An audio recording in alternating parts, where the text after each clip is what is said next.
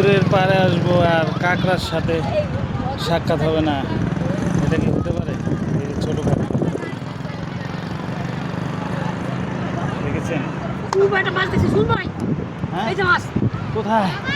কাঁকড়া ধরতে ধরতে মাছ। এই পাথরটা লগ হয়েছে, দেন এই যে এই পাথরটার সামনে, এই যে এইটার সামনে, আর এই যে আচ্ছা আচ্ছা আচ্ছা, এটার ওড়েন, এই পাথর ওড়েন, আর এই মেয়ে বড় পাথরটা বড়, ওই যে এই যে এই যে আপনি আমিও দেখতেছি।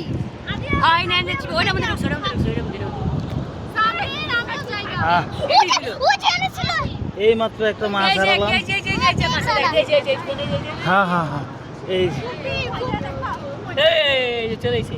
আর এই যে এই না তো ইজি, এটা ঢুকে গেছে। আমি দেখছি। আমিও দেখছি মাছটা। ইয়া, ও তোমার ধরতে হবে, তোমার নাম নাসরা।